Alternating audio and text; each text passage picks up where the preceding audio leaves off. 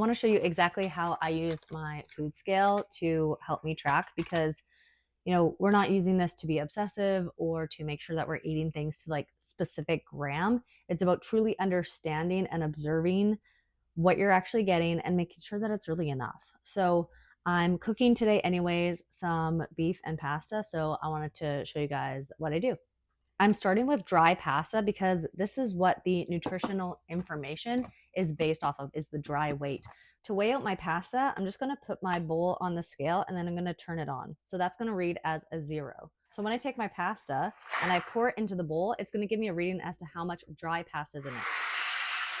So I weigh it out now, and that gives me what I track in MyFitnessPal. So for instance, this is 140 grams of dry pasta, and I'll be portioning this out into 3 portions. So that'd be around 46 grams per serving. So I track it as dry, and then I cook it, and I'm going to weigh it when it's cooked to better understand just what I can portion it out as for the 3 servings. And when I'm cooking things like beef or chicken, I always weigh it when it's cooked and I track it as cooked. I'm not weighing it beforehand.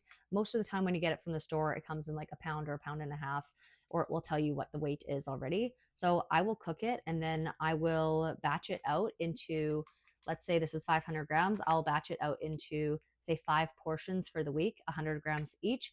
And that way I know that every single day this week, I have the same amount of protein ready to go and I'm not guessing. So once my pasta is cooked, I will take the pot and just put the drained pasta into the pot, and that will give me my cooked weight. The cooked weight is 312 grams divided by 3, and that will give us the portion for our containers. What I'll do is I'll put my container on the food scale, and then to weigh it out, I will just drop some pasta in there until it reaches 104 grams, which is how much we need per serving. And again, it doesn't have to be right on the gram, but that way it just gives us an idea that we're going to have consistent meals each day.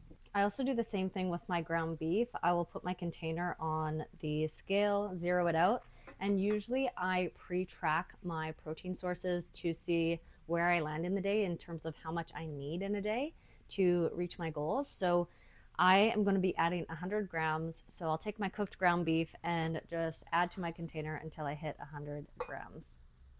Weighing your food isn't about being obsessive.